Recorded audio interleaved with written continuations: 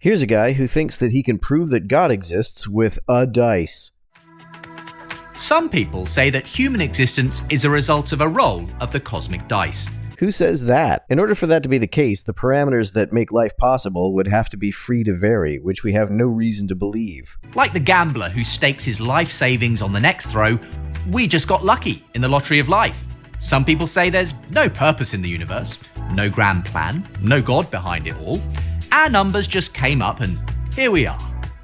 No, our numbers didn't just come up because they've always been up. The constants of the universe have never been different. That's why they're called constants. There's no discernible way to change them, and they've never been other than what they are. So what reason do we have to believe that they had to be made what they are? Nobody needed to make them what they are if that's how they've always been. The mere fact that we can imagine them to be different doesn't mean that they ever actually could have been different. But I don't believe them, and nor should you. I also don't believe that the initial parameters of the universe are a result of chance, because that assumes that they were at some point free to vary. This is an entirely baseless assumption to make. If I roll this dice, Dice is plural, and you've only got one of them. the chances of getting a 6 is 1 in 6. That's not too bad. But what are the chances of me rolling 6 twice in a row? Well, the odds get longer. It's 1 in 6 times by 1 in 6. That's 1 in 36. So I'd have to be pretty lucky to get 2 6s in a row. Now, every time I add the chances of rolling another 6 in a row, the odds go up exponentially, and it gets even more unlikely. Now, what if I rolled this dice 70 times, and every single time I got a 6? Okay, that's pretty unlikely, but it's possible, right? Well, in fact, the chances of rolling a 6 70 times in a row are around 1 in 10 to the 55. This, by the way, has nothing to do with the parameters of the universe. In order for these parameters to have come about as a result of anything analogous to rolling dice, there would have to have been a time when they weren't already in place, or when they were previously different. There has never been any such time. This dice roll, therefore, could never have taken place. Nor is it the case that there was any time at which some entity deliberately set what the parameters are. That could never have happened either. That's a 1 with 55 zeros after it. Now, just to put that in perspective, how long would I have to stand here rolling this dice, allowing about 5 seconds per roll, before hitting that lucky streak and rolling 76s in a row?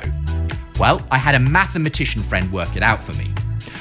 On average, you would have to continually roll this dice for 100 trillion, trillion, trillion, trillion, trillion, trillion, trillion, trillion, trillion, trillion years before your numbers come up.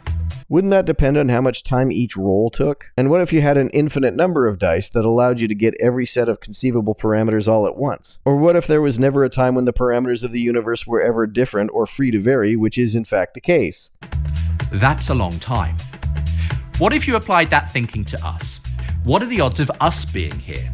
Now, the odds of rolling 76s in a row, 1 in 10 to the 55, as it happens, those are the same odds of something called the expansion rate of the universe being just right for the existence of us here today.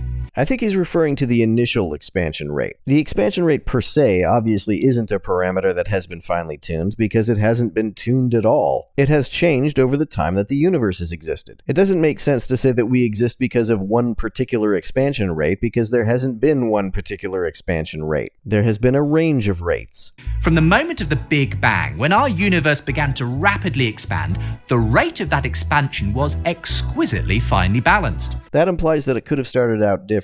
What reason do we have to believe that the initial expansion rate could have been different? Any faster, and the universe would have expanded too rapidly to allow the formation of chemicals, atoms, stars, and galaxies. Any slower, and the universe would have collapsed back in on itself. But as it happens, the universe expanded at just the right rate to allow for life to develop in the future, for us to be here. It hit 70 rolls of the number 6 in a row, first time. No, it didn't. That implies that the initial expansion rate was preceded by a dice roll. In fact, it wasn't preceded at all. I know you believe that God set the initial expansion rate, but you can't set an initial expansion rate when it's already in place. You have to set it at a time prior to it being in place, and there was no time prior to that. And the expansion rate of the universe is just one among 30 or so other incredibly sensitively finely tuned constants and fundamental forces in the universe. The expansion rate of the universe is neither a constant nor a fundamental force. If it were a constant, it certainly couldn't have been free to vary because constants have never been different from what they are. That's why they're called constants. That must be just the way they are for the universe to be able to produce us. But in your view, we are fundamentally non-physical souls, not material entities. Why would any universe be needed for souls to exist, let alone a finely tuned one? So let's imagine, if I went ahead and rolled this dice 70 times, and what do you know, every time it came up 6. No waiting for trillions upon trillions of years, first time. Beginner's luck? Hardly. You would assume that I must have rigged it. Maybe the dice are loaded, maybe there are 6s on every side. It can't be chance. Which is an additional reason to believe that the parameters of the universe are not free to vary. The idea that the constants or initial conditions of the universe were the result of fine-tuning would require there to have been a time before these constants and initial conditions were already in place, because you can't set constants and initial conditions at a time when they're already in place. But there was never a time prior to them already being in place. Now let me ask you, why would we assume that this universe with us in it, which is actually way more improbable than my 70 rolls, is just a result of chance? I don't believe that the universe is improbable because I don't believe it's a result of chance. Something can't be improbable if it's the only possibility. The fact that we're here shows that someone's loaded the dice. No, a better analogy is that the universe is a one-sided die which can't be rolled at all. The constants and initial conditions could not, in fact, have ever been any different. The only reason to think that they could have been is the mere fact that we can imagine them being different. Simply being able to imagine something doesn't make it possible. In fact, maybe there's no dice at all.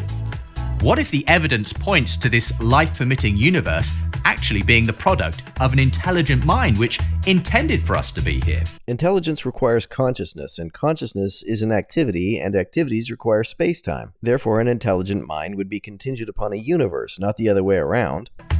Now, you could come up with some speculative other theory.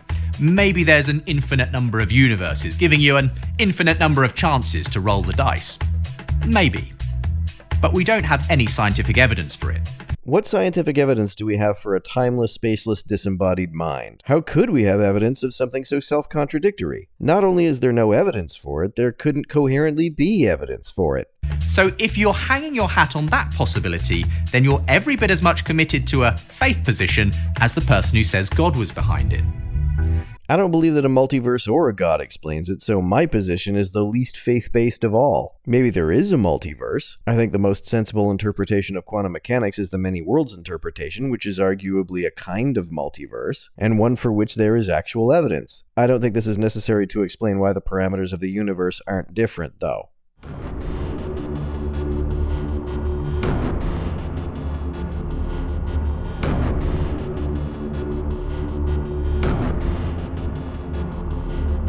To everyone who helps me out on Patreon, you're a big help. Thanks so much.